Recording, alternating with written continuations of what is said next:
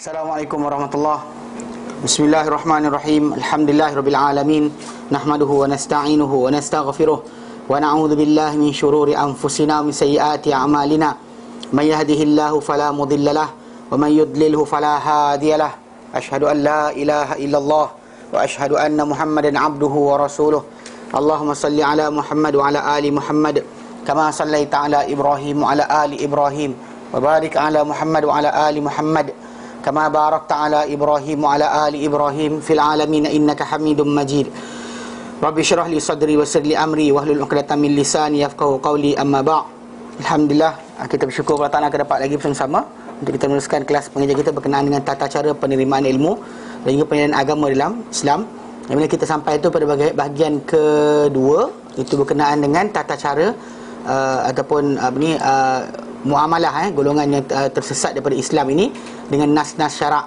Yang mana kita kata nilai seseorang itu ahli sunnah atau tidak berdasar kepada muamalah dengan nas-nas syarak. Bila kita kata ahli sunnah wal jamaah, kita kata mempunyai tata cara, disiplin dalam belajar, dalam memahami. Kita kata di antaranya yang kita sebut itu mereka ni mengagungkan nas. Bila dengar nas qala Allah qala Rasulullah sami'na wa ata'na, kemudian dia pastikan nas itu sahih, dan kemudian dia betul faham dalam memahami nas tadi. Dia kaedah khas memahami nas, itu kena kena ikut cara bahasa para sahabat Nabi, tahu bahasa Arab, kemudian menghimpunkan nas pada satu tempat, dan juga mengetahui maqasidus syariah. Itu kita dah bincangkan dalam buku pertama. Kemudian bila kita masuk bahagian kedua tentang buku ni adalah membincangkan muamalah golongan yang pelaku bid'ah. Bila dia melakukan satu bid'ah tadi, atau dia berfahaman dengan faham bid'ah tadi, dia berkaitan dengan nas juga. Dan kita kata dia ada 3 usul. Usul pertama kita dah bincangkan adalah berkenaan dengan mereka berani menolak nas dan menentang nas yang tak sama dengan kehendak mereka. Tolak. Nas yang tak kena dengan apa dia faham, dia tolak.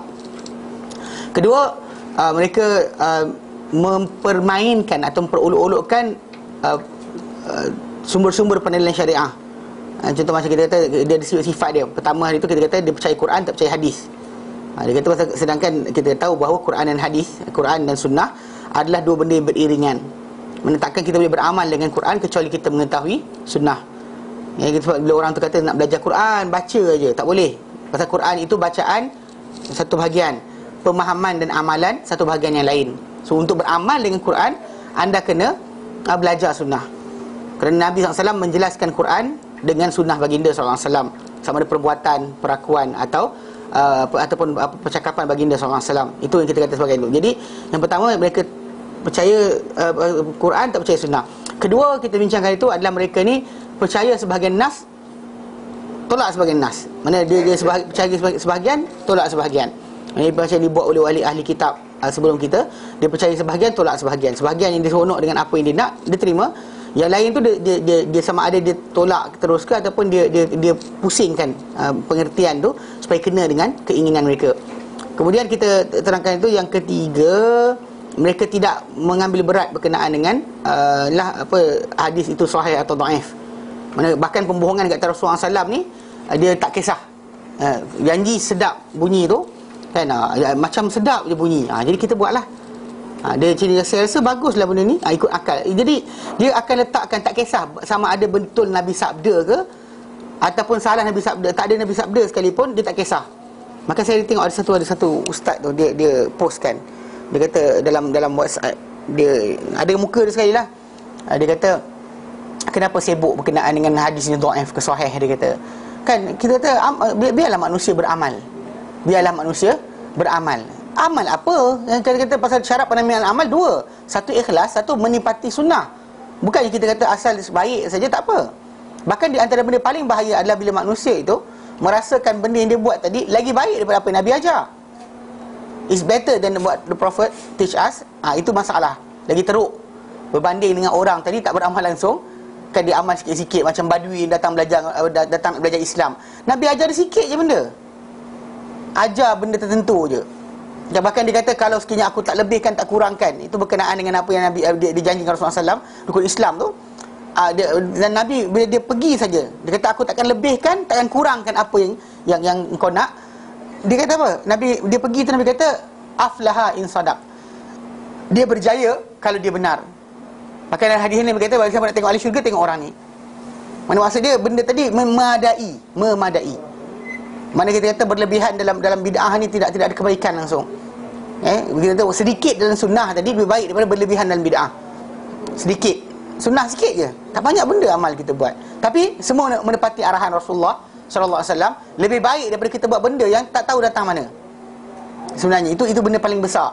Tapi bila orang tak kisah ni, kita kata tata cara yang kerana kita lihat di sisi imam yang besar di kalangan para sahabat, para tabi'in dan sebagainya.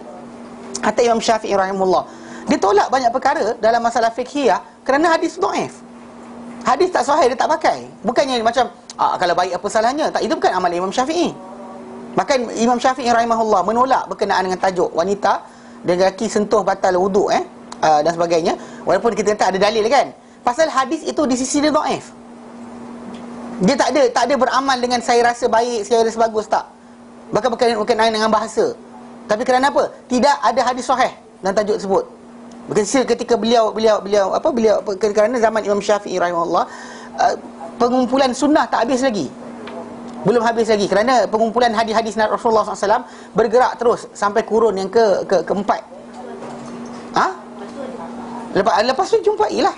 Tapi kita tahu kenapa kita macam Ibnu Taimiyah rahimahullah, dia ada karang kitab khas ataupun bahagian khas dalam risalah beliau. Dia kata Raf'ul Malam an a'immatil alam, mengangkat celaan daripada tokoh-tokoh imam-imam yang tokoh dalam agama. Sebab apa? Sebab kadang-kadang bila kita baca hadis sahih, tiba-tiba tengok the imam keluarkan dalil ataupun keluarkan nas atau keluarkan statement bertentangan dengan nas tadi. Kadang-kadang bukan masalah kerana dia saja nak lawan sunnah. Maka kebanyakan waktu bukan dia nak sunnah. Kadang-kadang sunnah tu tak sampai pada dia.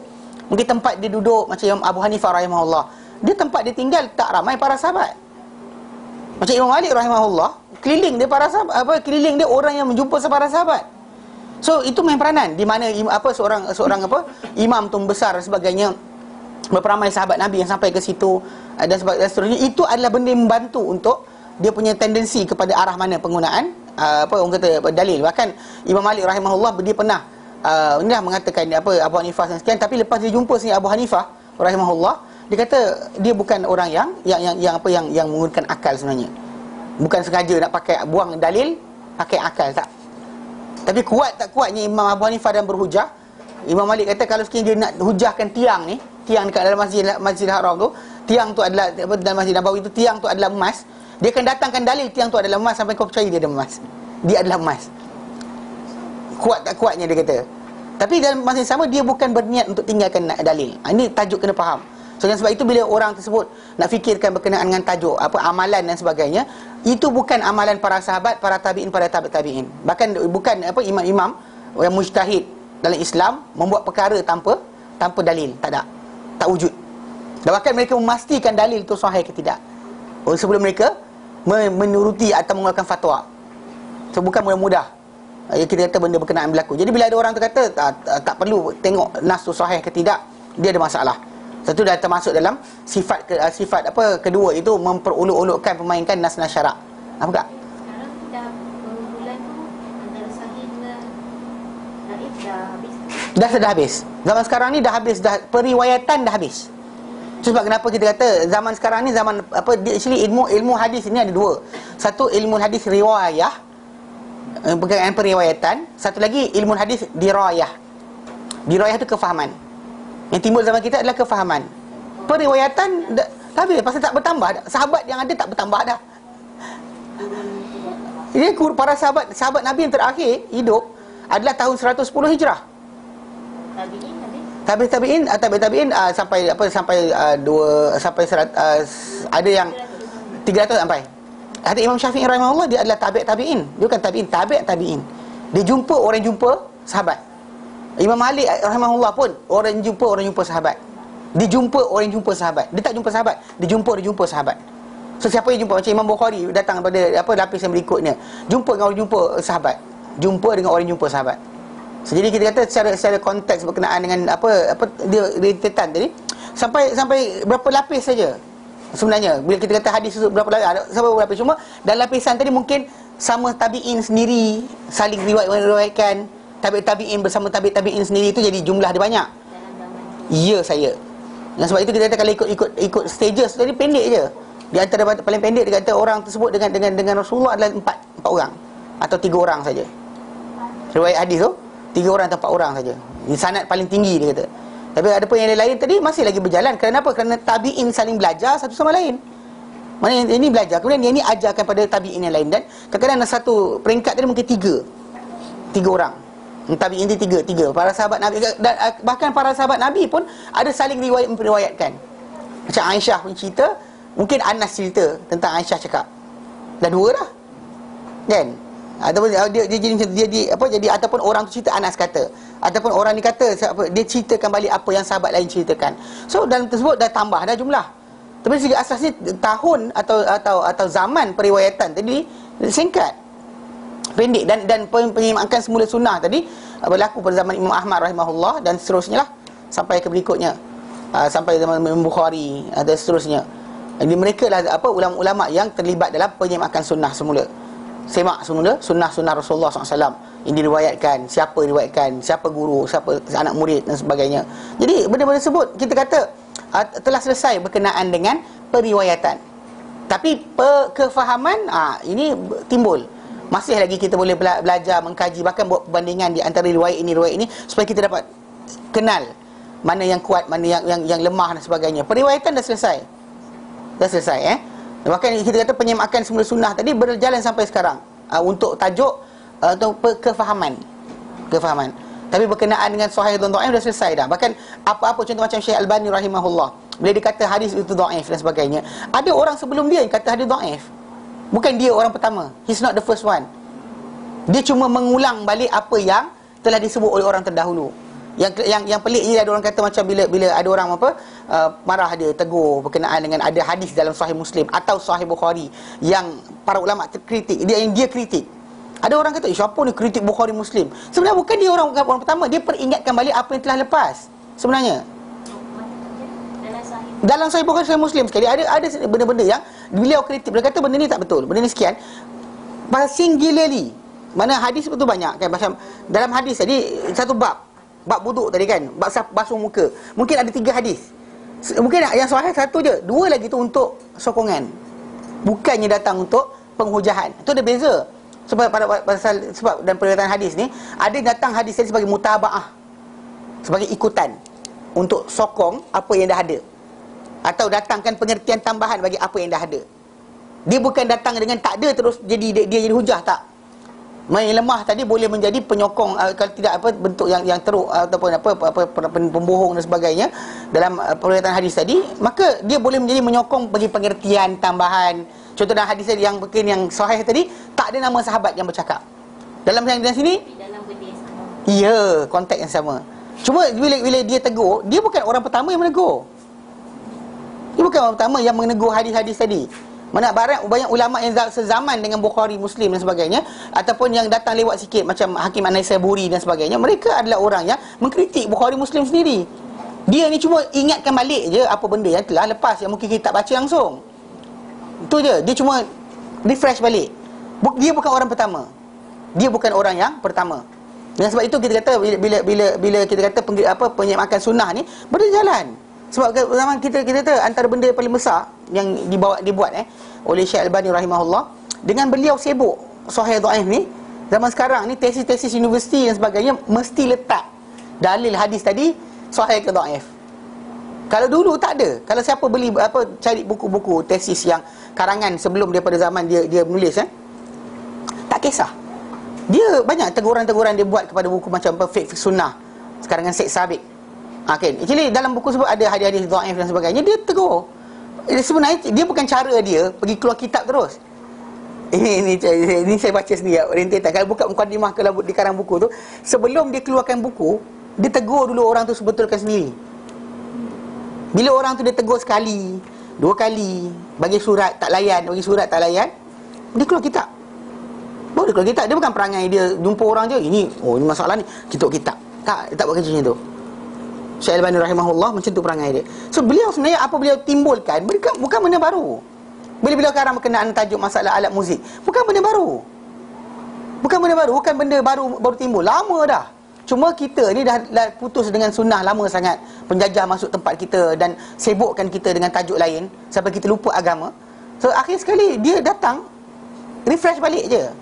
Dia bukan datang sebagai orang yang apa ni, bahkan bila dia kata hadis dhaif, kadang-kadang yang kelakarnya bila orang kata Imam Tirmizi riwayatkan, dia baca belakang bawah tu Imam Tirmizi kata apa. Macam bila berkenaan dengan tajuk hadis solat hajat, ni nak buat solat hajat kan, saya tak faham kenapa tak belajar ke. Dalam hadis tu memang datang Imam Tirmizi sendiri mengatakan bahawa hadis ini tidak sahih. Dia pasal Imam Tirmizi rahimahullah, dia himpunkan dalam kitab dia bukan hadis-hadis sahih. Dia kata dia himpunkan berkenaan dengan dalil amalan-amalan dalam mazhab-mazhab. Jadi dia bukan untuk dan bahkan lepas tu dia kritik sendiri. Hadis ini dhaif ke, hadis ini sahih ke, hadis ini sekian ke. Tu dia kata hasan gharib, sahih kan, sahih gharib dan sebagainya kan. Dia sebut macam tu sebab memang dia sendiri pun menentukan hadis sahih atau dhaif. So bila Imam Syalbani datang pergi quote balik ini dhaif ini sahih, bukan salah dia. Tu pelik bila ada orang mempersoalkan. Jadi penyimakan sunnah ini adalah benda penting, benda besar. Dan jika tidak, kita kata akan timbul orang tu beramal. Nabi tak ajar tapi dia beramal. Ya.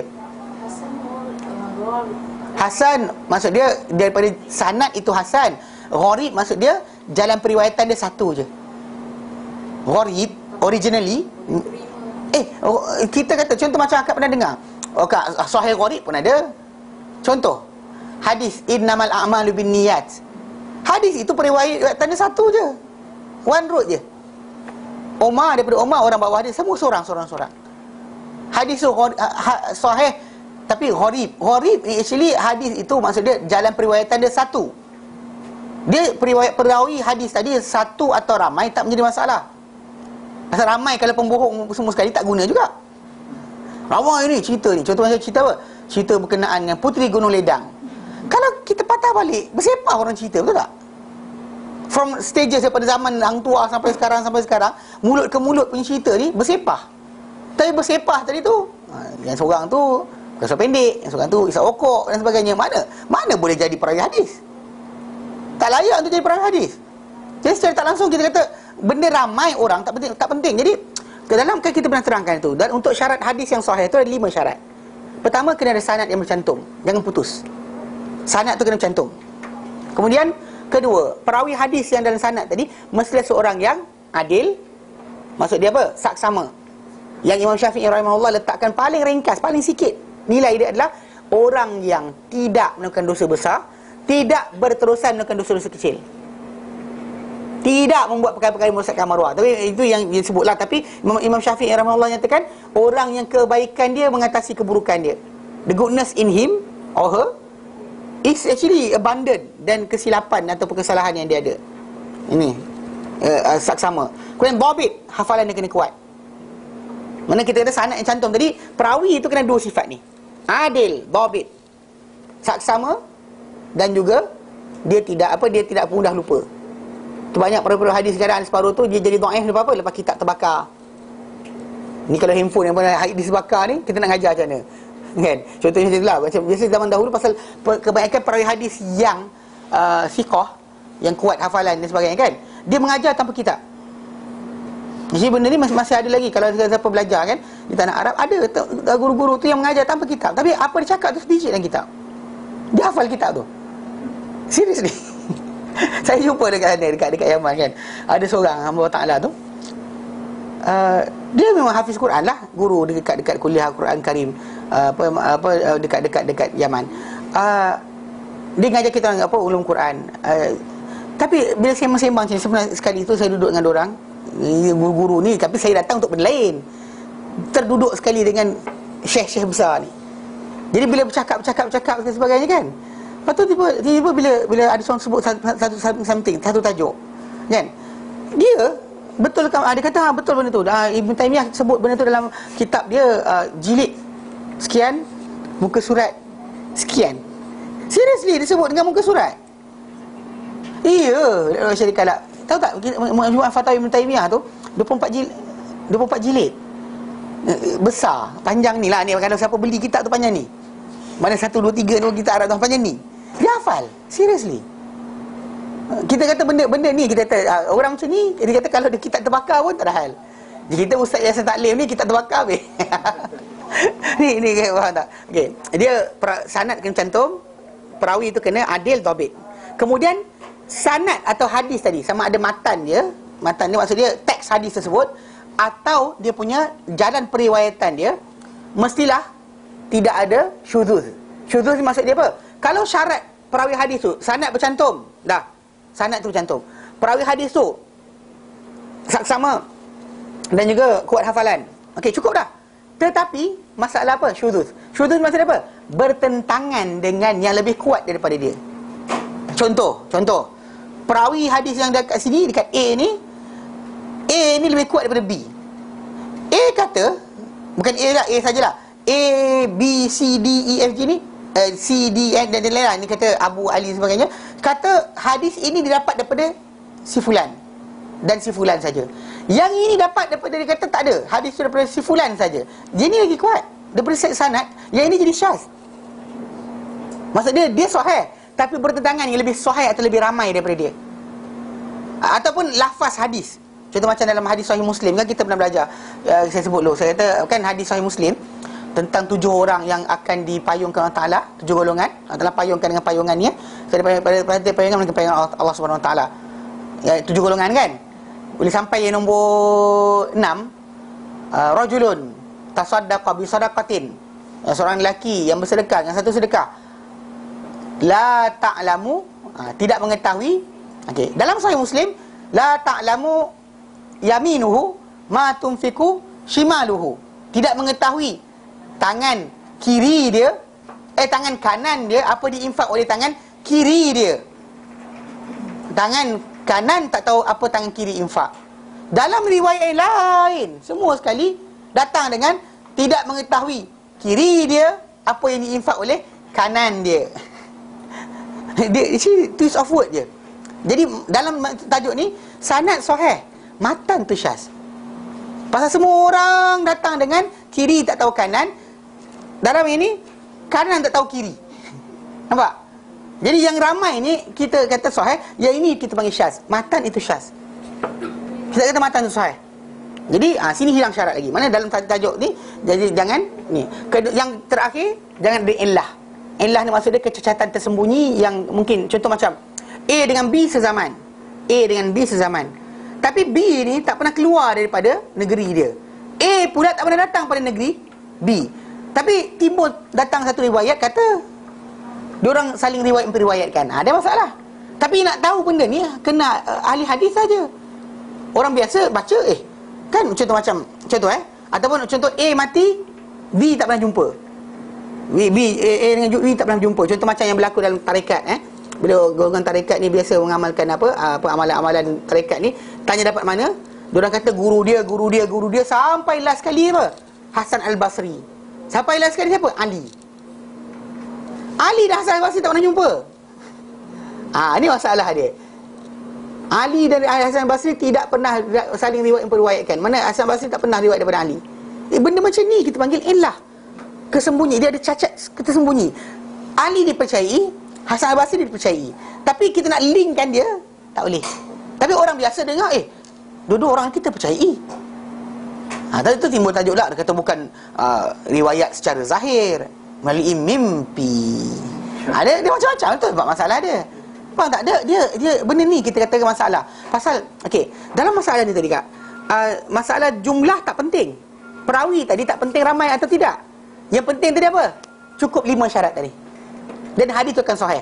Masalah bilangan perawi tadi, kalau dalam satu peringkat tu ada satu saja, contoh macam kisah hadis inamal amalu binniyat, so hadis itu dipanggil sebagai hadis yang gharib tapi hasan. Hadis tu gharib pasal hadis sahih tapi gharib. Sebab apa gharib? Sebab jalan periwayatan dia satu je, only one sahabat saja. Ahad tu merangkumi 3 benda ni. Dalam ahad ada 3 benda. Satu gharib, kedua aziz, yang perawi dia di tahap para sahabat tadi ke 2 saja, only 2 person. Ataupun sahabat ramai, tapi lepas sahabat tadi tabi'in tu 2 person je. Mana maksudnya jalan periwayatan hadis tadi balik kepada 2 jalan sahaja. So hadis itu dipanggil sebagai hadis yang aziz.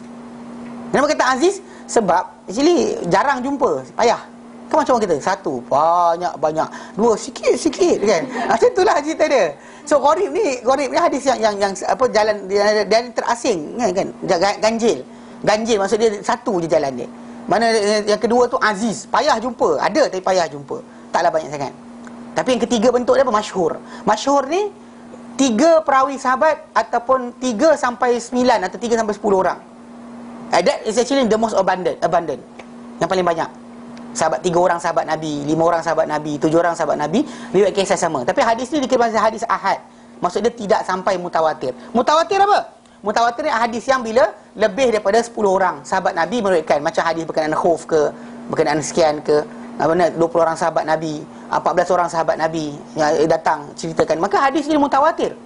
Hadis ni mutawatir sebab sahabat Nabi lebih daripada 11 orang, lebih daripada 10 orang meriwayatkan hadis berkenaan. Tapi tajuk dia tadi tetap balik kepada asal, bercantum ke tidak sanad, kemudian perawi yang diriwayatkan daripada sampai kepada sahabat tadi, adakah dia adil dhabit, kemudian adakah riwayat tadi bertentangan yang lebih kuat daripada dia, ataupun ada tak kecacatan tersembunyi yang tak diketahui. Itu akan timbul tajuk hadis tu sahih atau dhaif.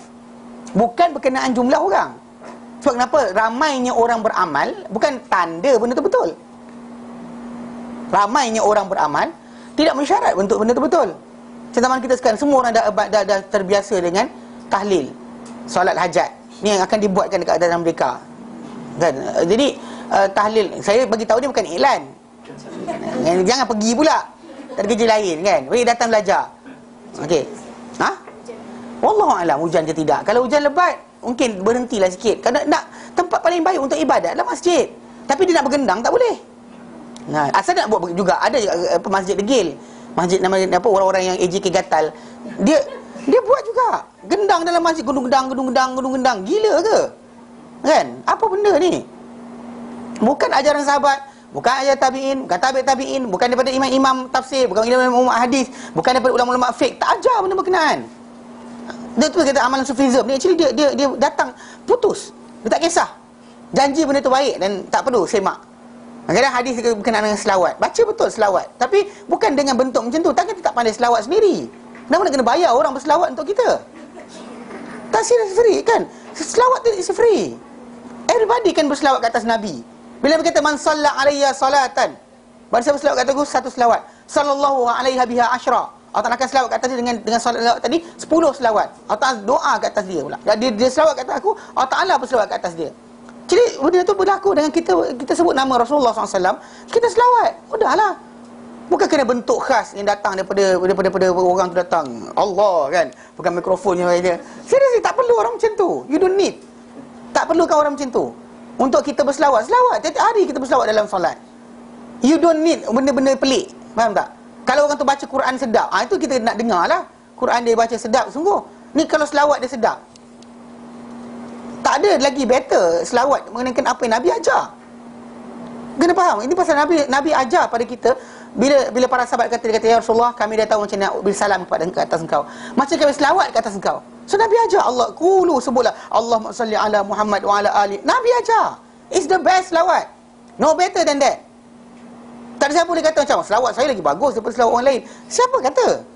Pasal semua orang dia competing. Yang ini ada selawat tafrijiyah, selawat nariyah, selawat benda entah, selawat tibil qulub, selawat syifa dan sebagainya. Nobody can say dia selawat is better than what Prophet taught us. Tak ada siapa boleh pandai daripada Nabi dalam masalah apa? Meletakkan selawat yang terbaik lafaz dia. Nabi dah letak pada kita. Datang kita, yelah Nabi ajar tu bagus, tapi yang saya buat ni, orang tu sakit, sembuh. Orang tu buta, nampak balik. Orang tu mati, hidup semula. Tak, seriously. Banyak kaitan tajuk kisah tadi, kisah peribadi. It's not from the dalil, it's not from the sunnah, tapi datang daripada apa?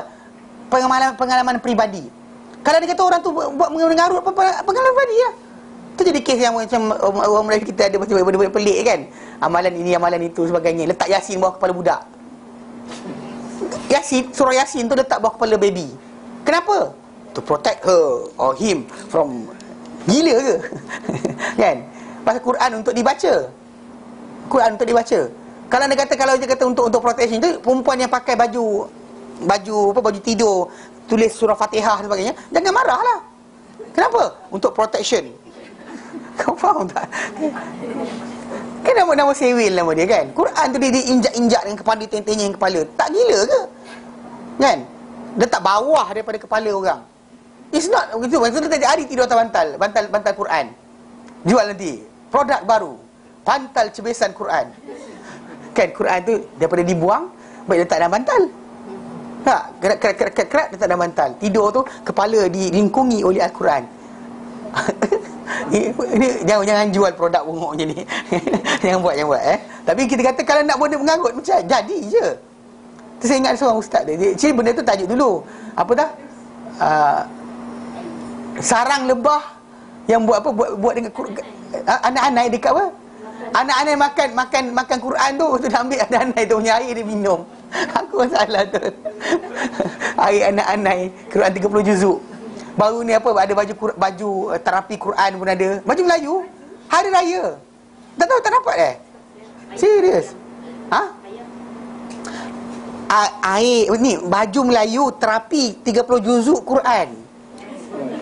Ada ni kalau saya tunjuk, tapi ngarut je. Tapi dah biasa dah. Orang Melayu kita ni kau baju kau. Tak mengarut ke? Kan? Tahu dia baca macam tu ke? Dia baca kat air rendam kat baju tu ke? Wallah alam. Kan? Lepas tu nak tanya juga, berapa lama terapi Quran dia tahan? Kan? Kan saya dah tahu juga. Ini kita kata mempermainkan agama dengan benda mengarut. Sebab kenapa? Sunnah itu penting. Jika tidak masuk macam-macam. Saya kena marah pun ni. Tapi tak tahulah makcik marah tu. Ya, dia betul-betul dia minta maaf. Dia tak minta maaf lah. Dia kata may God bless you something. Lepas saya marah balik. Cerita dia Ramadan. Saya wonder balik dari mana tak? Dia telefon. Ni siapa ni? Saya kata Adli. Dia telefon, saya tak kenal dia. Awak ni siapa? Apa? Dia telefon kita, dia tanya kita siapa pula. Saya kata inilah kenapa? Dia kata awak kan yang kata jangan buat benda ini benda itu dan sebagainya. Pasal actually kan ada hujung Ramadan itu ada orang kirim malam ni bulan mengelilingi Kaabah. Kan. Maka berdoalah benda sekian. Lepas tu dia attach pula apa Mufti Meng punya doa sebagainya kan. Actually lepas tu saya message Imran message orang yang ni. Lepas tu Mufti Meng keluarkan sendiri dalam Facebook dia. Dia kata saya tak terlibat dengan benda tu. Kan. Ada kan.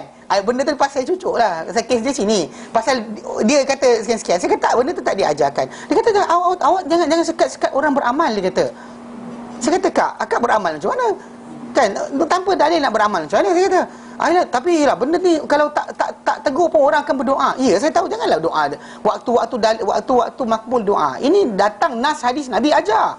Seperti akhir malam bangunlah, sebutlah hadis yang sahih. Kenapa datang kisah bulan mengelilingi Kaabah dan sebagainya, kemudian makbul doa malam tu? Dia marah. Awak ni siapa?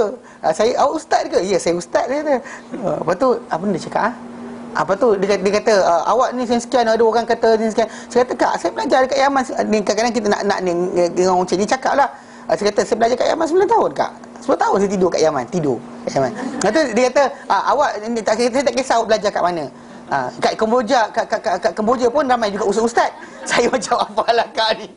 Aku masalah juga jumpa di sekolah kakak ni. Kan? Dia jadi macam pelik sikit. Masalah dia kenapa? Pasal penyemakan sunnah tu penting. Jika tidaklah para ulama sibuk dengan benda ni. Tak kira mazhab mana sekalipun. Dan dalam mazhab Syafi'i rahimahullah, Kak Imam Nawawi, Imam Ibn Hajar Asqalani, Imam As-Suyuti sibuk dengan tajuk hadis sahih. Kenapa? Kerana benda tu penting. Kerana ini adalah antara cara kita menunjukkan cinta kepada Rasulullah SAW dengan cara menyemak semula. Mungkin terlibat datangnya pembohongan ke atas nama Rasulullah SAW tak betul dan sebagainya. Kerana penting. Jadi sebab itu kita kata golongan yang pelaku bid'ah ni dia tak kisah. Bahkan pembohongan atas Nabi tu tak mengapa. Asalkan benda tu betul, tidak keluar daripada syarak, dia kata. Tak keluar dari syarak. Tapi kita kena ingat dalam surah Al-Hujurat ayat pertama, Allah menyatakan apa? Ya ayyuhallazina amanu, hai orang beriman, la tuqaddimu baina yadayillahi wa rasulihi. Kamu memandai-mandai di hadapan Allah dan Rasulnya. Maksudnya sebelum Allah turunkan hukum, kamu keluar hukum dulu. Ini bagus, ini elok, ini akan makbul doa, ini sebagainya. Siapa kamu? Jadi ini masalah yang timbul dalam masyarakat kita. Yang benda ni masuklah perangai tak penting, nas sunnah tu tak penting. dia punya sahih ke tidak. Yang penting benda tu bagus. Biar orang beramal. Ya. Tadi Ustaz kata ilmu hadis ada dua. Satu riwayah dan satu Dirayah. Dirayah maksud dia kefahaman atau penjelasan dia. Jadi benda bentuk yang kedua tu yang kita kata lebih ditumpukan zaman sekarang ni. Dengan orang kita tak hafal bahasa Arab pun tidak, nak suruh belajar ilmu hadis riwayah, masalah juga. Hadis ini sahih, hadis sekian-sekian, tak pandai pun. Ya, jadi kalau penjelasan hadis, yes, pengertian hadis, amalan dengan hadis kena belajar. Mesti belajar. Kalau dia kata berkenaan dengan hadis sahih dhaif, kita tengok saja kepada keputusan para ulama ya, yang muktabar berkenaan tajuk tersebut. Adapun berkenaan dengan tajuk kefahaman, ada kita bincang, belajar. Baik. Kemudian yang keempat kita bincang itu adalah mereka menyembunyikan sunnah-sunnah, nas-nas. Mana apa-apa nas-nas yang tidak menepati kehendak mereka, golongan ni akan menyembunyikan, sorok nas tadi. Kalau nas tu sokong dia cerita. Kalau nas tu tak sokong dia sorok. Ya salah juga lah. Dia sebut satu hadis, tolak, dia tinggalkan hadis yang lain. Kenapa tak sebut? Kalau sebut nanti masalah. Jadi masalah kan, jenuh pula nak menjelaskan. Ni ada lawak jugalah. Lawak macam orang cerita berkenaan dengan tajuk Allah Ta'ala ada tanpa bertempat. Dia kena langgar hadis. Bersepah hadis dia kena langgar. Hadis Isra Mi'raj dia kena langgar. Hadis malaikat naik ke langit menceritakan amal. Hadis berkenaan zikir beramai-ramai yang dia buat tu kan. Yang dia ceritakan hadis zikir beramai-ramai itu para malaikat ni, Nabi kata para malaikat, Allah Ta'ala ada malaikat-malaikat yang bersiar-siar, berjalan-jalan untuk mencari-cari majalis zikr. Kemudian lepas mereka mendengar, mereka naik ke langit. Disebut dalam hadis tu. Bila naik ke langit, Allah Ta'ala tanya pada mereka, apa kamu datang dari mana? Dia kata Allah Ta'ala tahu, tapi saja tanya. Lepas tu dia jawab, kami datang daripada sekian. So jadi apa mereka buat? Mereka tadi tengah berzikir, insya-Allah. Mereka minta rahmatmu, mereka takut azabmu dan sebagainya. Allah kata mereka takut azab aku, nakkan rahmatku, mereka tak nampak, sedangkan mereka tak nampak. Syurga neraka mereka nak, syurga mereka nak, neraka mereka tak nak, sedangkan mereka tak nampak. So jadi dalam dalil berkenaan memang mereka naik ke langit. Apa benda masalah pelik tu? Macam dia takkan cerita bab ni. Dia ambil bab benda tu je, bab yang benda dia seronok nak pakai, tapi bab ini dia tinggalkan. Sembunyikan. Tak bincang pun nas-nas tadi. Sampai ada seorang ustaz tu jumpa saya dulu. Dia tanya saya. Dia kata, "Syekh," dia kata, "macam mana nak jawab?" Dia kata.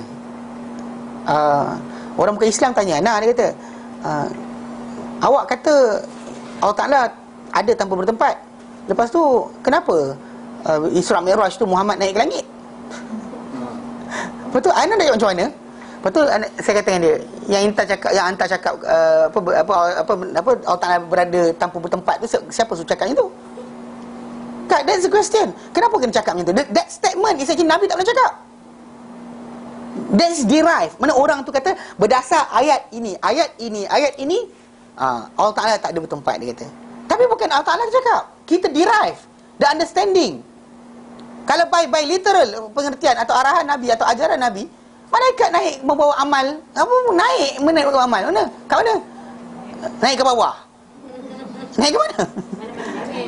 Naik ke atas lah. Mana boleh naik ke bawah? Ke mana-mana? Ke mana, ke bulan? Ke mana? Tak ada. Roh ketika lepas kematian, mula sekali akan naik, dia bawa ke atas. Ke atas mana?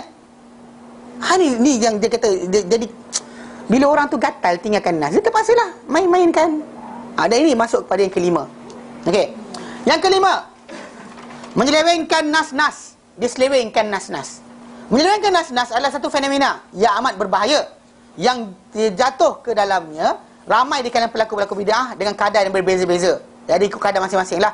Ada selewengkan tu kufur terus pun ada selewengkan tu setakat fasik dan sebagainya. Dia cerita sama. Golongan pelaku yang menyelewengkan nas tadi ada ikut grade dan juga kadar dia. Pasal ada yang separuh tu dia selewengkan pengertian nas sampai dia tak semayang pun ada. Tak semayang straight. Dia selewengkan nas punya pengertian. Solat ini maksud dia sekian kan. Saya kata solat ni aqimus solah, dirikan kebenaran. Dia larikan terus pengertian. So saya rasa solat ni tak wajib, kerana solat ni macam pagan ritual. Actually jumpa ini benda, saya terus terang saya jumpa orang macam ni. Bersembang cakap. Memang berbual dengan dia. Pasal ada orang bawa jumpa kan. Dia alhamdulillah akhir semayang jugalah. Bercerita dia nak duduk nak tune dia balik tu. Serius. Keras kepala.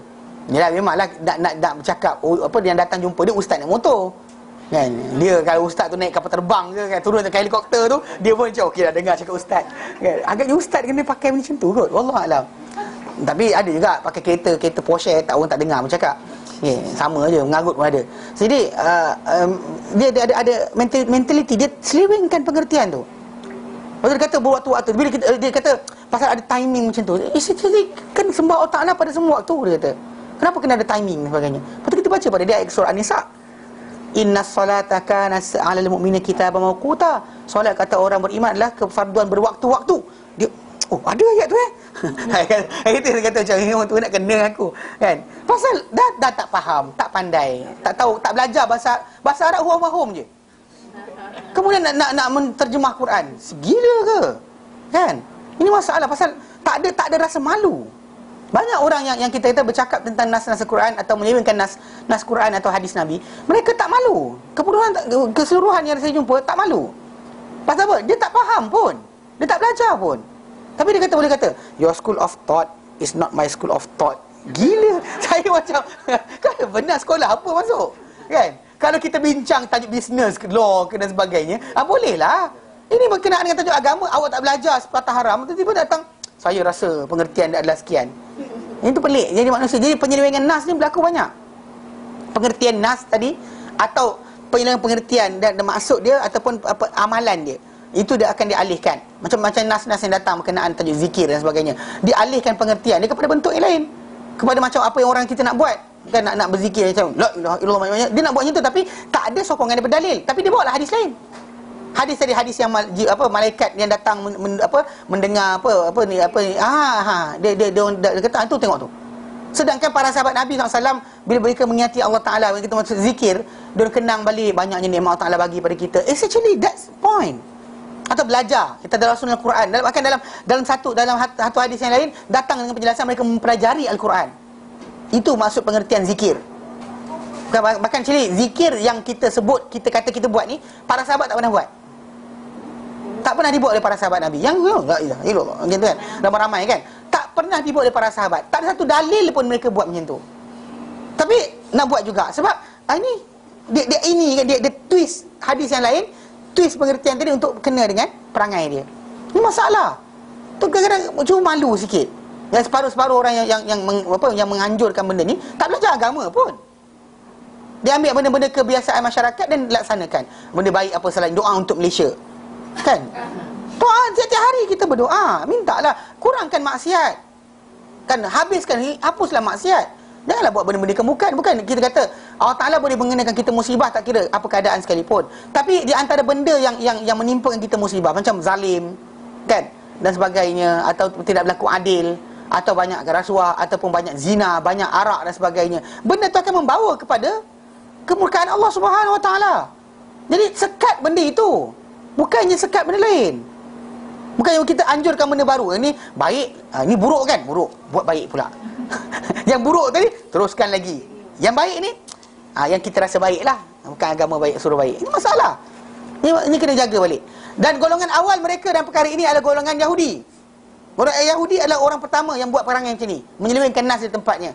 Allah Ta'ala menyifatkan mereka, sebenarnya Allah Ta'ala telah menyifatkan mereka dengan firman-Nya dalam surah Al-Baqarah ayat 75 sampai 79. Okey, dalam surah Al-Baqarah 75 Allah Ta'ala nyatakan, afatatma'una an yu'minu lakum wa qad kana fariqum minhum yasma'una kalam Allah thumma yuharrifunahu min ba'di ma aqaluhu wa hum ya'lamun. Allah Ta'ala nyatakan, afatatma'un, adakah kamu, ini actually ayat 1 ayat 75 ni, the first ayat tentang tajuk, kalau dalam surah Al-Baqarah kan, first part is actually tentang tajuk Bani Israel, kenapa Allah Ta'ala tarik daripada mereka wahyu dan juga khilafah.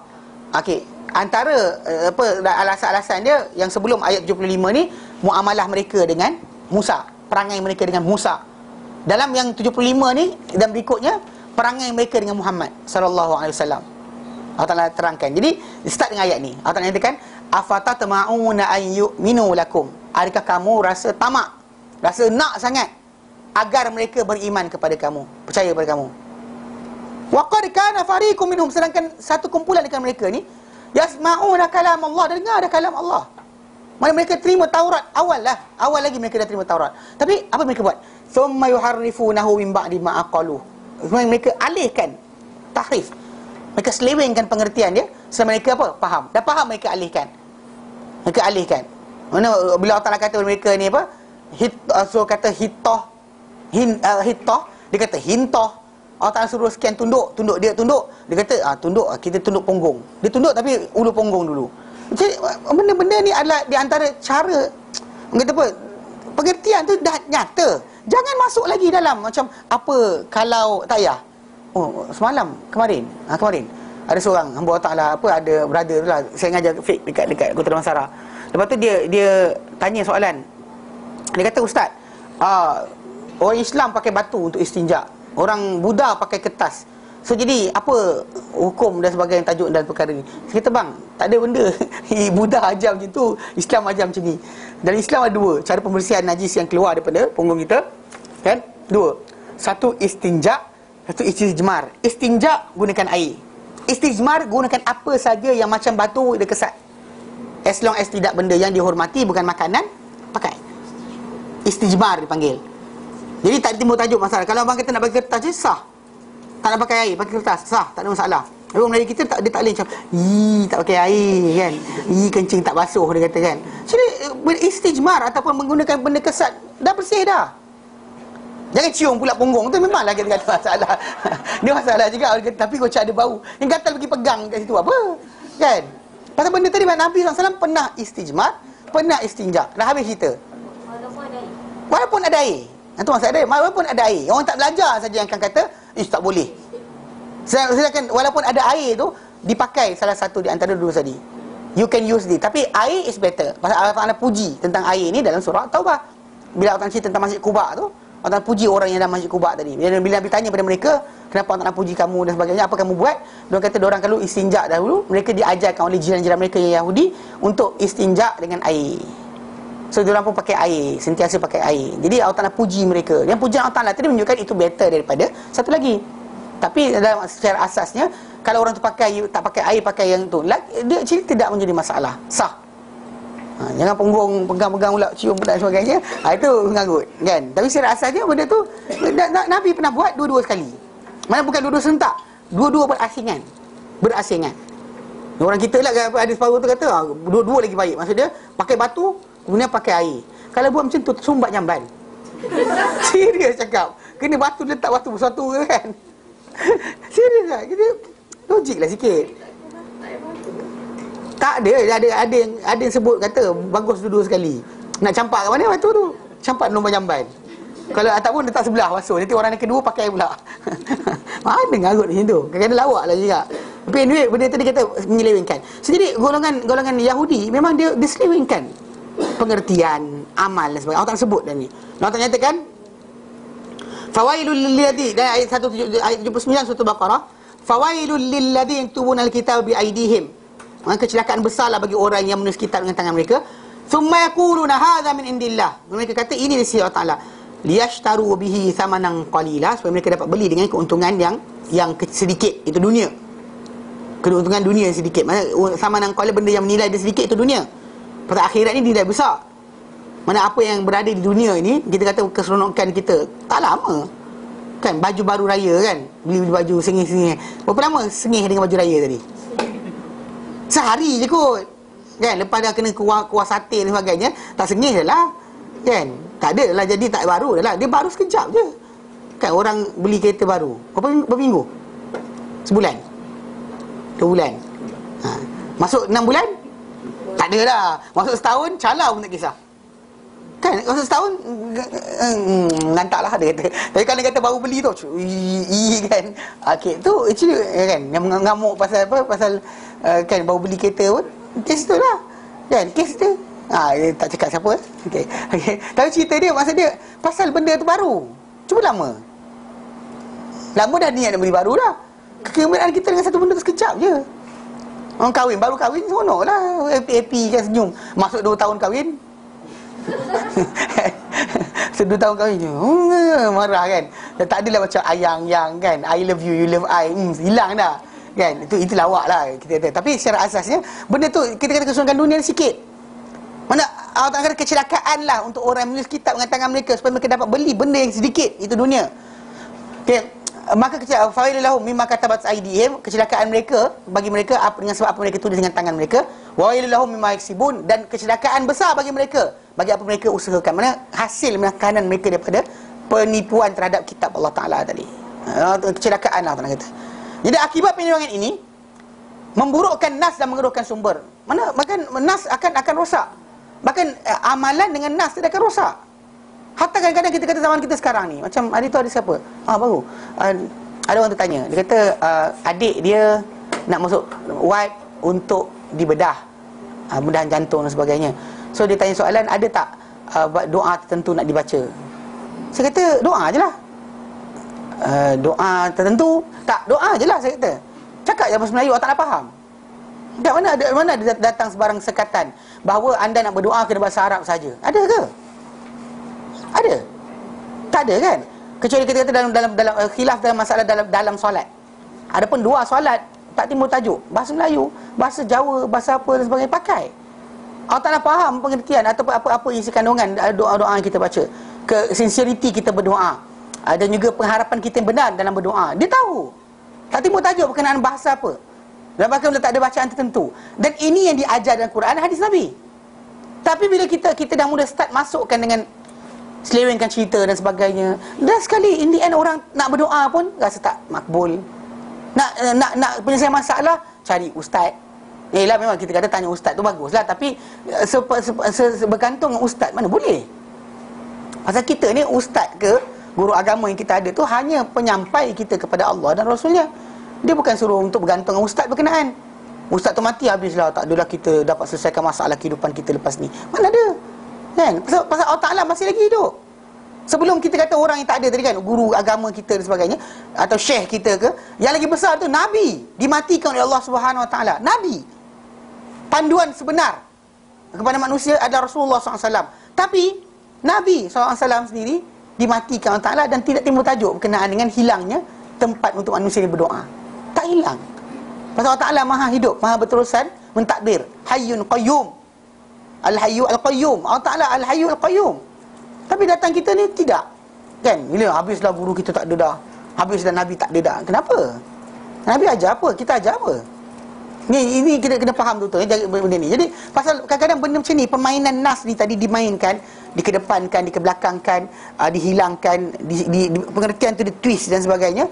Dia mengeruhkan sumber sehingga mudah untuk pelaku bid'ah mempermainkan agama Allah SWT. Ia mempunyai 3 bentuk, dan sebahagiannya lebih tersembunyi daripada sebahagian yang lain. Okay, antara ada cara dia apa? Bentuk pertama, menyelewengkan lafaz. Twist the word. Bukan the sentence, the word. Kalimah tu. Alihkan kalimah tu. Bentuk kedua, menyelewengkan makna dengan kekalkan lafaz pada bentuk asal. Kekal bentuk asal yang sama, tapi larikan maksud dia. Larikan pada pengertian yang lain, tapi lafaz yang sama. Okey, lafaz yang sama. Yang tadi lafaz tu alih terus, buang titik, buang baris dan sebagainya untuk jadikan macam mana yang dia nak. Bentuk ketiga, menyelewengkan dalil daripada tempat-tempatnya. Meletak dalil ini, letak kat sini. Dalil yang ini letak kat sini. Itu selewengkan dalil lah. Mana dalil hadis tadi tak ada kaitan. Yang tadi tu macam, saya ingat ada seorang budak tu. Okey, dia orang pakai baju, okay, orang pakai baju labuh dari buku lali. Benda ni actually benda yang tak digalakkan. Ini bukan untuk perempuan, untuk lelaki. Isbal panggil Saya tak gunakan istilah Arab sangat, guna Islam Melayu je. Labuhkan baju melebihi daripada ni. Dan actually biasanya jubah lah. Bila pakcik-pakcik balik umrah tu kan, meleret kan, dia tak dan gunting lagi jubah dia, meleret lah, tarik seret macam budak, macam baby pakai baju apa besar daripada saiz kan, dia beli diseret. Salah, tak boleh. Maka actually benda tersebut asalnya memang kita kata dia adalah menjadi tanda kemegahan, kekayaan seseorang Arab tu adalah dengan cara macam tu. So dalam Islam kita actually tak disuruh untuk macam tu keadaan kita. So anyway, ialah tapi budak ni dia actually dia ni kita tu budak dia masalah, dia nak tegur orang benda tu, tapi dia ambil apa tahu? Dia baca wailul lil aqab minan nar, kecelakaan pada tumit-tumit dengan sebab api neraka. Mana tumit yang tak kena air wuduk, sebenarnya hadis tu hadis wuduk. Dia pergi bantai dekat orang macam-macam. Zaman kita sekarang macam-macam. Macam yang apa dalil apa al-fitnatu wal fitnatu asyaddu minal qatl. Tak ada kaitan. Marah orang fitnah kita, Jangan fitnah orang. Wal fitnatu. Yang banyak usul ustaz pun baca juga. Astaghfirullahalazim, kan? Tak tahu sebab kenapa kita kata meaning ayat hadis tadi, meaning dalil tadi bukan kat situ. It's not there. Meaning yang sebenar dia adalah berkenaan dengan kufur. Kufur itu lebih besar daripada pembunuhan. Bunuh tu boleh ampun lagi, Allah Ta'ala ampunkan. Kufur, mati dalam kufur. Mati bunuh orang, Allah Ta'ala boleh berikan lagi ampunan. Bahkan orang tu akan dibakar api neraka. Kalau dia ahli tauhid, dia keluarkan balik. Mana dia tergolong orang yang masuk syurga lepas hisab, lepas azab. Lepas hisab, lepas azab, baru masuk syurga. Ya, ada makhluk yang macam tu. Bahkan banyak juga makhluk yang macam tu. Jadi dia masuk syurga juga. Tapi kalau mati dalam kufur, takkan lepas. Mati bunuh orang, salah berdosa kerana bunuh orang, boleh diampunkan lagi. Mati kufur, takkan ada keampunan. Mati kafir, takkan ada keampunan. Confirm kekal dalam api neraka, kekal selama-lamanya. Allah Ta'ala sebut dalam surah Al-Baqarah. Kita nyata benda berkenaan. Ini saya tak langsung, wal fitnatu asyaddu wal fitnatu akbaru minal qatl. Jangan pakai apa yang kita biasa dengar tu.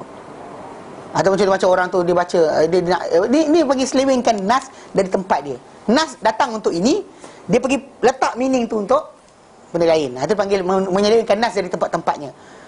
Saya, itu pengarang buku ni, akan membicarakan tentang ketiga-tiga bentuk ini dengan cukup bersahaja. Mana ringkas lah, bukannya kita detail, tapi penjelasan ni cukup untuk menjelaskan. Okey. Bentuk pertama, menyelewengkan lafaz. Twist lafaz. Orang Yahudi telah mengambil habuan terbesar daripada sifat ini. Ini antara sifat mereka yang awal. Allah Ta'ala berfirman dalam Quran surah Al-Baqarah 58-59. Allah Ta'ala nyatakan, wa idh qulna udkhulu wa idh qulna dukhulu hadhihi al-qaryata. Ya, dan ingatlah ketika pasal di sini orang-orang Mesir, yang orang-orang Yahudi Bani Israel tadi yang lari dengan Musa alaihissalam, diorang ada beberapa persinggahan sebelum mereka disuruh masuk Palestin. Antara perkampungan awal mereka masuk ni, perkampungan yang awal ni. Jadi dalam tajuk ni Allah Ta'ala kata wa idh kunna dukhulu hadhil qaryata. Dan ingatlah ketika kami katakan udkhulu hadhil qaryata, masuklah kampung ini. Wa dukhulul baba sujada. Dia kata udkhulul baba dukhulu hadhil qaryata fakulu minha haitsu syi'tum ragadan makanlah daripadanya sepuas-puas hati kamu. Sepuasnya nak makan. Kadang tu ada makan pasal diorang mengadu tak suka makanan satu jenis je dan sebagainya, kan. Jadi Allah Ta'ala bagi, masuk ke tempat ni, kan. Jadi pasal diorang nak ni, kan, Allah Ta'ala bagi tempat ni makanlah sepuasnya. Wadkhulul baba sujada, dan masuk pintu tu hendaklah kamu sujud. Wa qulu, dan sebutlah hittah, gugurkanlah. Allah Ta'ala kata naghfir lakum khatayakum, supaya kami, Allah Ta'ala akan ampunkan dosa-dosa kamu. Mana dengan kamu lafazkan itu, macam kita lafaz amin lah. It's actually the word amin itu, kita lafazkan amin, maksud dia makbulkanlah. Okay, ia adalah ajaran agama. Lafaz tadi jangan ubah, macam daripada kita sebut amin, kita sebut istajib ya Rabb, istajib ya Rabb, kan. Lagi best. Tak ada lagi best. Pasal lafaz tadi itu lafaz ajaran Nabi. Bahkan Nabi nyatakan dalam hadis, Nabi kata apa? Idza qala al-imam amin faqulu amin. Bila imam tu kata amin, maka cakap juga amin. Fa innahu, sesungguhnya Nabi kata man wafaqa, barang siapa yang menepati takminu malaikah, amin dia dengan amin para malaikat, diampunkan dosa-dosa dia. Dosa dia akan diampunkan. Amin. That's the word yang kita suruh lafazkan. Even though kita nak, kan, benda berkenaan berkataan amin, amin lah, lafaz itu yang ajaran agama. Tapi kalau kita tukar macam mana? Tak ada yang gatal, kan. Macam bila kita macam takbir, kan, Allahu Akbar, datangnya Allahu Azam pun tak apa juga. Tak boleh. Don't twist the word. Jangan alihkan perkataan tersebut. That's the way yang Nabi lafazkan, that's the way kita lafazkan. Kata kita macam, tapi kalau tu masa Allah Maha gadang, Allah Maha besar pun sama je pengertian dia, kan. Allah Maha besar, kan. Macam itu kawan Melayu, kan. Tak ada Allahu Akbar, Allah Maha besar. Orang belakang pun Allah Maha besar. Masalah lah tu, tak boleh, kan. Kita jangan alihkan lah. Actually, benda yang datang sebagai syarak memang disuruh kita, tuntut kita macam tu, dan exactly macam tu. Dalam bab benda yang lain, antum a'lam bi umur dunyakum, kamu lebih tahu tentang urusan dunia kamu. Tapi kalau berkenaan dengan agama dan macam mana Nabi ajar, macam tu kita buat. Nabi tawaf 7 kali, kita tawaf 7 kali.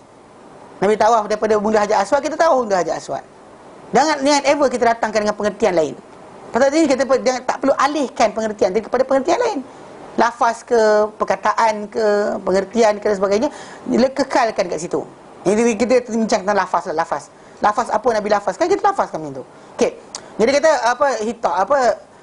fabaddala alladziina zalamu, maka telah menukar, ganti, mengubah orang yang zalim qaula, kata-kata ni ghairal ladzi qila lahum, selain daripada apa dikata kepada mereka. Fa anzalna alaihim alladzina zalamu rijsan minas sama', lalu kami turunkan atas orang yang zalim kerana mereka ni bencana daripada langit. Bima kanu yafsukun, dengan sebab apa mereka dahulu sentiasa berlaku fasik, sentiasa menentang segala taala hukum mereka. Jadi kita tahu, jadi tapi asas dia penggunaan perbuatan menukar ganti lafaz daripada satu persatu yang lain ada benda terlarang dalam Islam. Jadi kita kata kekal, stick to the lafaz. Al-Bukhari telah mengeluarkan daripada Abu Hurairah radhiyallahu anhu, yaqulu, beliau berkata, qala Rasulullah SAW, telah sabda Rasulullah SAW, qila li bani Israel, dikatakan kepada bani Israel, udkhulul baba sujada, masuklah pintu tu, pintu bandar tu, pintu kampung tu, sujada dan keadaan tunduk. Wa qulu, dan sebutlah hittatun, hittah. Maksud hittah ni hatta, gugur, jatuh. Hittah. Fabaddalu, maka Nabi kata lalu mereka menukar. Fadakhalu yazhafun ala astahihim, lalu mereka masuk dalam keadaan menangkap dengan punggung mereka, tunduk dengan punggung dulu. Wa qalu, dan mereka berkata habbatun fi sya'ratin. Mereka kata, mereka sebut perkataan habbatun fi sya'ratin, mana biji dalam gandum. Atau lafaz yang lain kata hintah. Hintah digunakan lafaz hintah, satu biji gandum. Jadi mereka lafazkan macam tu. Penyelewengan lafaz biasanya akan membawa kepada penyelewengan makna. Bila kita seleweng lafaz, dan makna pun akan bertukar, itu confirm. Kerana itu para imam atau ketua-ketua pelaku bid'ah bersifat dengannya. Di antara contoh perkara tersebut adalah apa yang diriwayatkan daripada Asim Al-Ahwal. Beliau berkata, aku melihat Amr bin Ubaid teragak-agak satu ayat daripada mushaf. Dia baca ayat biasa, yang lain dia bincangkan, dia terangkan, dia cakap dan sebagainya. Sampai satu ayat ni dia teragak-agak, dia macam tak nak ni.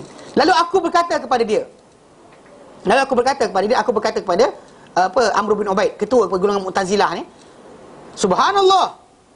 Mana dia ketika dia baca dalam dia baca tu, dia kata dia baca tak boleh, maka kawan ni kata subhanallah.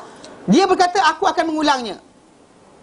Apa tu kawan ni kata, yang Asim bin Ahwal kata, ulanglah. Okey. Kemudian dia berkata aku tak boleh. Dia tak boleh baca.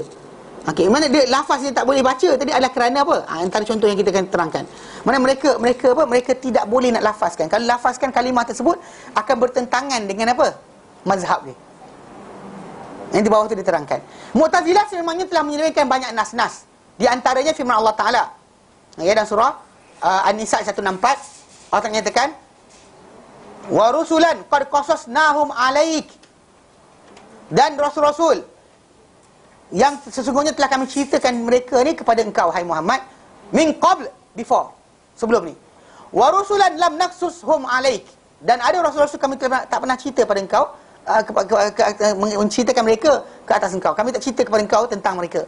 Mana ada rasul Allah tak cerita. Sebab kenapa kita kata yang kita wajib percaya, wajib beriman adalah nabi-nabi yang atau rasul-rasul yang Allah Ta'ala sebut nama mereka dalam Al-Quran dan diajar oleh Nabi SAW sahaja. Other than that, tak wajib. Tapi ada. Tapi ada. Contoh macam orang tersesat Adam, Idris. Sebab itu yang disebut. Antara Adam dan Idris, ada tak Nabi lain? Allah Ta'ala alam. Mungkin ada, mungkin tidak. Dan kemudian apa itu? Noh, Hud, Soleh, kan? Itu yang kita sebut ni hanya yang disebut oleh Al-Quran. Mana Quran tak sebut sebagai Rasul, sebagai Nabi dan sebagainya, maka kita diamkan dan kita tidak tambah-tambah. Okay. Memang kita kata dalam kalau ikutkan nak Ezekiel, buka lah Bible, kan ada nama atas tu, Job dan sebagainya, ambil nama tu sebagai nama Nabi, Daniel dan sebagainya, kan? Daniel tak, Rayyan bukan nama Nabi. Rayyan nama pintu syurga. Wujud tak ada nama capal syurga, kan? Orang Melayu kita kadang bagi nama tu fikir-fikir lah dulu, kan? Nama bunyi macam asalnya sikit, Rayyan, kan? Pasal benda tersebut, nama tu kita panggil nama pintu syurga. Pintu syurga, pintu yang dipanggil Rayyan. Perkataan Raya daripada rai. Maksud dia minum, beri minum. Orang yang puas minum, maksud dia. Raya, diberi minum dengan puas. Pasal orang yang masuk dari pintu tu adalah orang yang berpuasa. Kan? Itu je. Itu je, tak ada lebih. Ya, ada namakan salsabila pun ada. Kan, mata air dalam syurga. Tak bagilah nama lain. Kan, bagi nama hamba Allah ke, hamba Tuhan yang penyayang ke. Kan lebih kena dengan pengertian kita nak jadi apa. Kan, jadi pintu syurga. Tak masuk syurga. Dia kat pintu syurga je. Tak masuk dalam. Kan? Tak masalah. Kau nak jadi apa kan? Bagilah nama yang elok sikit kan. Yang kena dengan ni. Oh, bunyi sedap sikit. Macam ni Rayyan boleh, Rayyan pun boleh. Itu tajuk dia sebenarnya. Dari segi asal dia bukan macam tu. Cakap kita nak bagi nama biar pengertian yang betul. Yang kita panggil dia, kita harap dia jadi macam kita panggil. Ini kadang-kadang panggil macam Daniel tu, jadi tajuk dia nama Nabi bukan sebab directly kerana daripada Old Testament. Ada Book of Daniel dalam Old Testament ada. Tetapi punca para ulama ada yang menerima untuk dikatakan Daniel nama Nabi adalah kerana kata-kata Umar Ibn Khattab anhu ketika mana beliau mendapat perkhabaran daripada para sahabat yang pergi ke Iraq, bahawa diorang jumpa dekat Iraq tu satu mayat. Mayat ni orang kampung tu gunakan sebagai switch on off hujan. Bila hujan tak turun dan sebagainya, mayat tu letak dalam rumah. Bila tak hujan dan sebagainya, mereka letak mayat tu kat luar. Hujan turun, mereka bawa masuk balik. Jadi switch on off hujan lah. Tu on hujan, off hujan, on hujan, off hujan. Jadi digunakan mayat tu macam tu. Jadi bila para sahabat Nabi SAW sampai ke tu menakluk Iraq, mereka sampai kat situ. Iraq ni dulu dah bawa kerajaan Parsi. Jadi bila Parsi jatuh, umat Islam masuk. So dia dapat tahu tentang kampung berkenaan, so dia masuk. Jadi dia cerita pada Umar dan diorang hantar salinan buku yang berada di kepala mayat berkenaan. Bila Umar baca, Umar kata hadza Daniel Nabi. So jadi ini Nabi Daniel, kata Umar. Dan Umar kata para sahabat, so gali lubang tengah-tengah malam, tanam mayat berkenaan tanpa orang tahu. Sorokkan. Ini kaedah ataupun tata cara para sahabat bermuamalah dengan kesan bahkan jasad para nabi juga para wali dan sebagainya. Ini cara para sahabat. Kadang kata orang tu cari nak cari kuku nabi ke, kuku Nabi Daniel ke, jari Nabi Daniel ke dan sebagainya. Actually masalah. Kan? Actually dia kata nak berkat kan. Tu masalah tu. Kita kata jadi tajuk yang pelik. Pasal kita kata para sahabat tak buat macam tu. Pasal kita disuruh supaya balik pada Allah Taala, bukan balik pada wali-wali tadi atau nabi-nabi tadi. Sebab itu kita kata yang itu kenapa dalil Nabi Daniel tu dipanggil nabi. Sebab para sahabat ada yang berkata macam tu. So kata-kata para sahabat dia tak akan datang daripada kesukaan mereka sendiri, tapi datang daripada ajaran Nabi. Dan sebab itu kita kata Daniel tu Nabi. Lain Ezekiel ke Job ke dan sebagainya tak dikatakan sebagai Nabi. Pasal kita tak nafikan, tak kata ya. Pasal walaupun benda tersebut daripada Bani Israel, Nabi ajar kita kalau diorang cerita apa-apa, jangan kita percaya, jangan kita tolak. Bimbang kita percaya tapi bohong, bimbang kita tolak tapi adalah benar. So jadi kita diajar supaya apa? Diam. Tak percaya tak perlukan kepada kita. Tapi secara asasnya kita kata macam nama-nama nabi-nabi yang lain dan sebagainya, kita kata yang kita percaya itu hanya itu. Sebab apa? Sebab itu yang Allah Ta'ala cerita pada kita. Dan ada lain tak yang tak cerita? Ya, ada. Banyak lagi. Berapa banyak? Tak tahu. Ada orang sebut jumlah sekian-sekian, itu orang tu pandai. Siapa kata jumlah tu kan? Dia pandai lah. Macam-macam. Itu pandai. Yang kita kata benda berkenaan tak ada. Kalau Nabi ajar, Quran ajar, kita ada. Kalau kita kata ada orang tu kata, ada ulama kata, soalan ulama tu dapat mana? Kalau bukan daripada ghaib, dia dapat mana? Pasal dia tak lahir zaman Nabi-Nabi tu ada. Dan dia tak kongsi dengan Nabi ilmu ghaib. Dia tak tanya Allah Ta'ala jawapan tu. Jadi dapat mana? Tapi ulama ni mesti tahu pasal dia kasyaf. Dia masalah. Ni tajuk lain. Ini timbul tajuk dalam masyarakat kita ni, kena faham betul-betul. Pasal bila benda-benda ghaib, dalil perlu, wajib ada. Bukan datang dengan kita suka, kita seronok, bagus kot. Tak ada. Itu bukan cara Islam. Faham Okey. Kemudian dia kata wa kallama Allah Musa taklima. Dan berkata-kata Musa dengan Allah Ta'ala secara kata-kata yang langsung, direct kata-kata. So okey, orang Mu'tazilah dia punya idea dia, Allah Ta'ala ni tak boleh bersifat dengan sifat makhluk. Macam berkata-kata. Kalau berkata-kata, dia pakai apa-apa? Mulut kata mulut. Kalau mulut ada gigi tak? Ada boleh ada lidah tak? Dia kata, dengan sebab itu dia kata Allah Ta'ala tak berkata-kata. Allah Ta'ala tidak melihat, tidak mendengar. Mendengar tapi tak mendengar, melihat tapi tak melihat. Berkata-kata tapi tak berkata-kata. Sudah sekali diorang ada idea. Actually ini yang kita kata yang masuk sebahagian fahaman ni tadi kepada apa? Allah Ta'ala tidak bertempat. Yang golongan Asy'ariyah apa yang kat Malaysia yang pelik-pelik sekarang ni, yang datang kata apa? Allah Ta'ala tak ada tanpa bertempat, dia suruh orang bercakap. Dia suruh orang lafazkan benda tersebut. Quran tak ajar, Nabi tak ajar, idea kepala dia tapi dia suruh orang lafazkan. Pasal tajuk dia, golongan tadi kata, kenapa Allah Ta'ala ada tanpa bertempat? Kata pasal kalau bertempat dia makhluk. Sebab dilingkungi oleh masa dan tempat. Kan, which is time and space. Dia bertempat, dia ada time and space, maka dia itu idea ada, idea kita. Maka itu sebab Mu'tazilah menafikan akan dilihat Allah Ta'ala hari akhirat nanti. Dia tahu Allah Ta'ala tak dilihat. Tak boleh dilihat, takkan dilihat Allah Ta'ala di hari akhirat nanti. Alasan dia, sebab kalau dilihat maksud dia bertempat. Ada masa, time and space. So siapa yang ada kat situ nampak, siapa tak ada tak nampak. So jadi makhluk. So jadi apa cara? Tak dilihat. Nafikan habis. Benda Nabi kata, para sahabat tanya, hal nara rabbana yaumal qiyamah. Hai Rasulullah, kami nampak tak Tuhan kami hari kiamat? Dia kata, korang rasa ragu-ragu tak tentang ni? Bulan malam 14 tanpa di antara kamu dengan awan. Kalau berkata tidak, kemudian kamu rasa ragu ke? Rasa was-was ke? Berkenaan dengan matahari tengah hari, tiada di antara kamu dengan awan. Para sahabat kata tidak. Nabi kata macam tu kamu lihat akan lihat Tuhan kamu. So kamu akan lihat Tuhan kamu macam tu. That's the way you will see your God. Tapi bila? Kiamat. Bukan sini, sana. Jadi golongan Mu'tazilah dia nafikan sebab apa? Kalau bertempat, kalau bermasa dia adalah ini masalah lah. Dan termasuk di antara perkara mereka tak boleh terima adalah berkenaan dengan Allah Ta'ala berkata-kata. Sebab kita berkata-kata, Allah berkata-kata. So jadi dia buang. Yang tu kita kata masalah timbul tajuk istiwa ke dan sebagainya. Golongan ni sebenarnya kononnya nak membersihkan Allah daripada sifat makhluk. Tapi dia pusing terus pengertian dia buang. Macam kalau golongan Asy'ariyah ni dia lebih dilimitkan sikit kepada benda contoh macam bab tempat tadi. Kemudian itu pun golongan Asy'ariyah yang lewat. Yang awal tidak. Kemudian apa macam anggota, mata, tangan, betis dan sebagainya. Yang Allah Ta'ala sebut tentang diri dia, kita nak lafazkan apa? Lafaz apa itu? Kita kata Allah Ta'ala laisa kamitslihi syai'. Nak lafazkan benda lain tak dilafazkan. So Allah Ta'ala kata tentang diri dia satu benda, tak ada hak untuk kita alih pada bagian yang lain. So itu benda yang ghaib. Tak ada untuk kita untuk menafikan kecuali kita ada ilmu tentang Allah Ta'ala. Jadi tak boleh kita lafazkan, kita lafaz Allah Ta'ala lafazkan. So, jadi golongan Mu'tazilah ni dia tak nak lafazkan. Berkata-kata Musa dengan Allah Ta'ala, kata-kata. So maksudnya Musa dengar kata Allah, Allah dengar kata Musa. Tak? Musa dengar kata Allah, Allah dengar kata Musa. Kan Musa bercakap Allah Ta'ala direct. Dia kata ya Rob kan, dia bercakap direct. Mereka kita bercakap Allah Ta'ala dengar. Tapi tajuk dia sekarang ni direct conversation di antara Musa dengan Allah Ta'ala. Tuan tak boleh terima. Dia kata kalau Musa bercakap Allah Ta'ala pakai bahasa apa? Kemudian bunyi itu garau ke perlahan? Actually kenapa cakap? Itu Allah Ta'ala laisa kamitslihi syai'. Cakap, dengar, habis cerita. Tak perlukan kepada pengertian lain. Itu cara kita bermuamalah dengan nas, sifat-sifat Allah Subhanahu Wa Ta'ala. Di mana mereka melafazkan, membaca lafaz jalalah dengan dia lafaz jalalah tu dia baca wa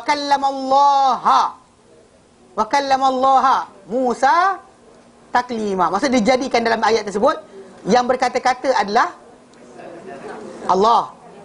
Yang berkata-kata adalah Musa, yang mendengar kata-kata adalah Allah. Dia baris atas. Wa kallamallaha Musa taklima. Dia baca agar ia menyamai mazhab mereka yang batil dalam menafikan sifat kalam pada Allah Ta'ala. Di antara cerita pendek jawapan ilmiah yang melenyapkan bagi membalas mereka, bahawa salah seorang Mu'tazilah berkata pada Abu Amr Ibnu Ala. Okey, salah seorang qurra yang 7. Okey, maksud qari yang 7 ni lelaki ni Mu'tazilah. Jumpa qari daripada yang 7 qari yang kita riwayat Quran ni datang daripada Abu Ala ni.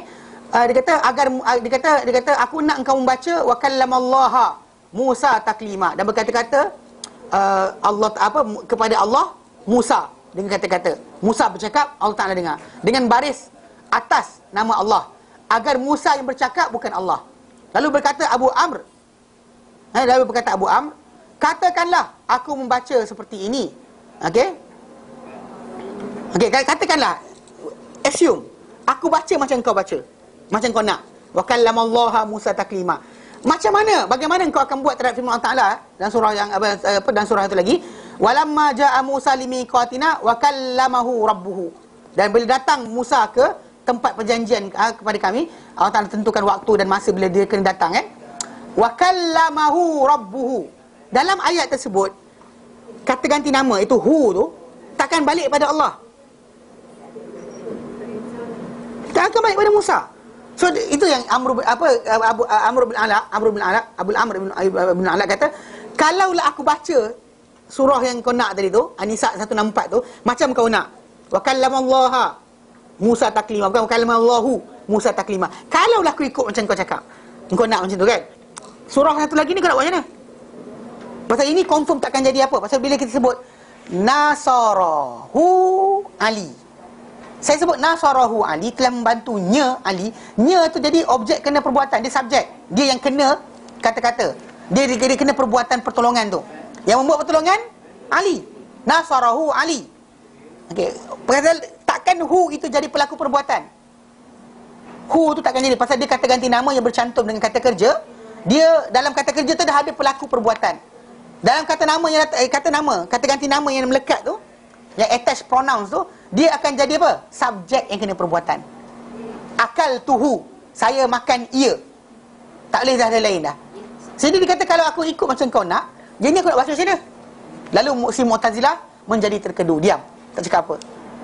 Dia pusing sini tak lepas, pusing sana pun takkan lepas. Jadi itu kita kata sebagai bentuk pertama penyelewengan nas, iaitu apa? Mengalihkan perkataan daripada tempatnya.